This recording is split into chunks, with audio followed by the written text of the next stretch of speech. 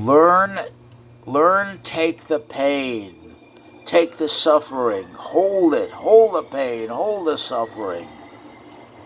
Strategies for the for the small short man. Prepares this anomaly. He's under 5'3". He has no appearance and no personality. He's the man in pillory. He has no ability to get attention or to develop any confidence. He's not recognized. He doesn't exist. We begin right there with that premise. Put those shoes on, walk around a little, let him pinch a little bit.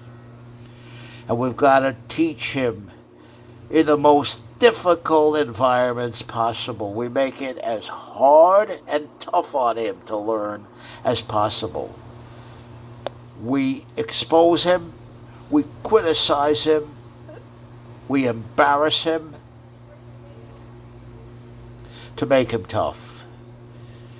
And I'm not talking about tough Christian love. I'm not talking about that. I'm talking about any dogma of any kind.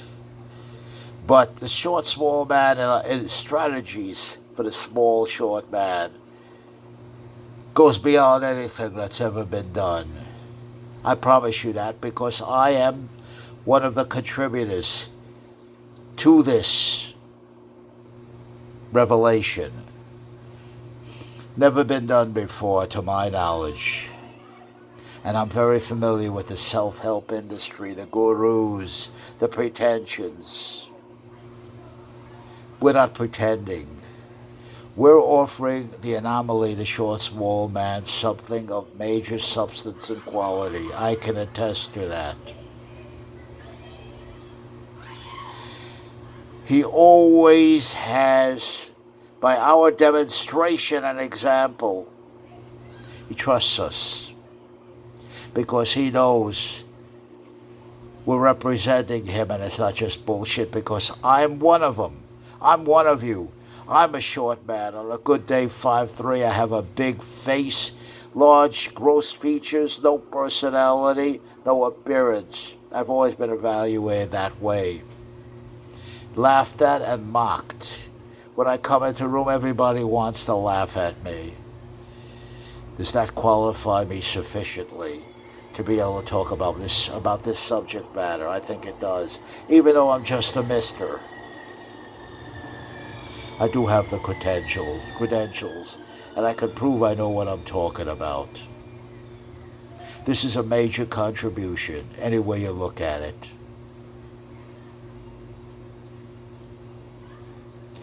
And we're always, or at least I am for my part, always set and ready to give an explanation, a justification for everything I say and do, to satisfaction.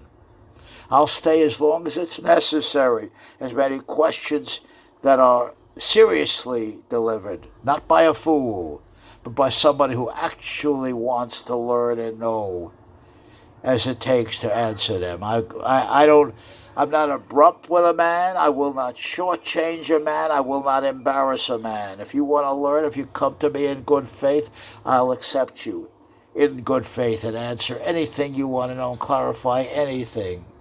There's no mystery in what I'm doing in strategies for the small, short man. No mystery at all. We're not trying to hide anything. We're not trying to be esoteric. Everything about this approach is exoteric. We want to make it so simple, so clear by example, by words, and by presence that the village idiot can understand. Communication is everything, and I want to do everything I possibly can so there's no miscommunication, so there's no misunderstanding. And even if what I say is wrong, you'll know why it's wrong. And even if I say something that you don't agree with, I'll explain it in such a way, with such courtesy and diplomacy, but with reality, that you'll say, hey, I don't agree with him, but I understand why he's thinking the way he does, and that's all I ask.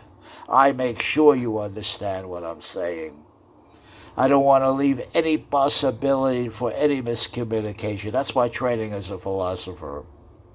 I want to make everything crystal clear so there are no questions, or so that any questions that need to be asked will be asked. I invite questions. I invite inquiry. I don't run away from it.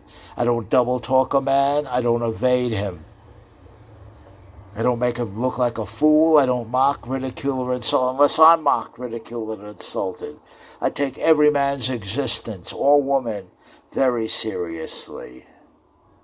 And I want to be taken seriously by the same token. Strategies for the small, short man is a major contribution.